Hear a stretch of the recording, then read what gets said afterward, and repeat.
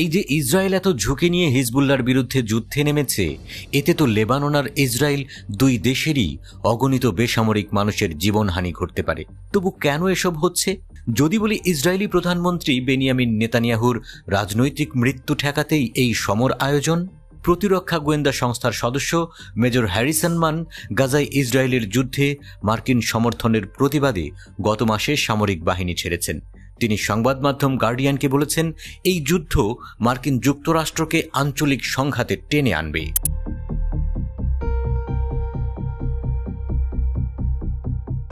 June মাসে Israel defence forces জানিয়েছে যে লেবাননে আক্রমণের পরিকল্পনা প্রস্তুত।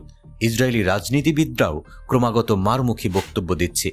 নেতানিয়াহু সরকারও জানে যে হিজবুল্লাহর সাথে যুদ্ধ কতটা বিপজ্জনক হবে, কিন্তু প্রধানমন্ত্রী নেতানিয়াহুর নেতৃত্ব অব্যাহত রাখতে এবং তার দুর্নীতির অভিযোগগুলো ধামাচাপা দিতে এখন একটা যুদ্ধ দরকার। তিনি হবেন যুদ্ধকালীন নেতা, তার রাজনৈতিক ক্যারিয়ার লম্বা হবে, আদালত থেকে তিনি দূরে থাকতে পারবেন।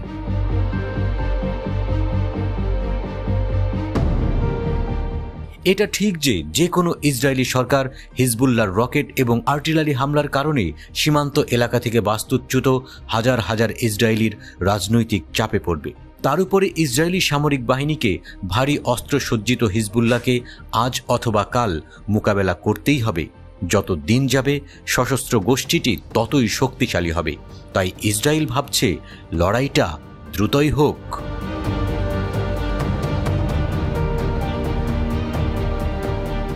কিন্তু মেজর হ্যারিসন মান বলেছেন, ইসরায়েলিরা লেবাননে একটি নতুন যুদ্ধ আরম্ভের মাসুল সম্পর্কে ভুল হিসাব কষছে। হিজবুল্লাহর বিরুদ্ধে সফল হওয়ার বাস্তবসম্মত ধারণা ইসরায়েলের নেই। প্রিএমপ্টিভ স্ট্রাইকের মাধ্যমে হিজবুল্লাহর শক্তিশালী অস্ত্র সম্ভারের বিরুদ্ধে লড়তে যাওয়াটা ভুল হবে। পর্বতময় লেবানিজ ল্যান্ডস্কেপে সংগঠনটির রকেট, ক্ষেপণাস্ত্র এবং কামানগুলো স্থাপন করা হয়েছে।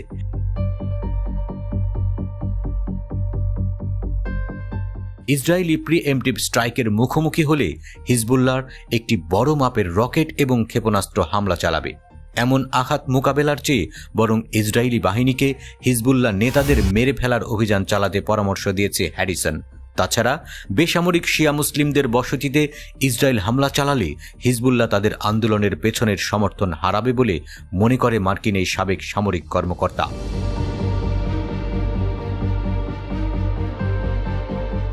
হিজবুল্লাহর অস্ত্র সম্ভার আকাশেই ধ্বংস করতে অক্ষম।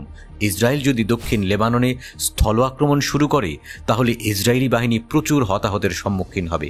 হ্যারিসনের আশঙ্কা, ইসরায়েলি শহরগুলো হিজবুল্লাহর গোলাবর্ষণের শিকার হলে মার্কিন বাইডেন প্রশাসনের পক্ষে নিজেদের নির্বাচনকে সামনে রেখে এই যুদ্ধে জড়াতে নেতানিয়াহুর আবেদন প্রত্যাখ্যান করা অসম্ভব হয়ে উঠবে।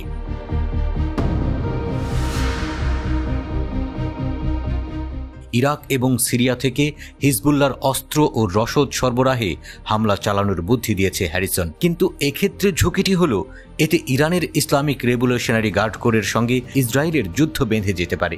মার্কিন যুক্তরাষ্ট্র এখন ইরানের সঙ্গে সরাসরি সংঘাত এড়াতে চাইবে, কিন্তু হ্যারিসনের মতে এমনটি আজ বা কাল ঘটবেই। ইরানের বাইরে ইরানপন্থীদের মোকাবেলা করতে করতে একসময় ইরান আর ইসরায়েল মুখোমুখি হবে।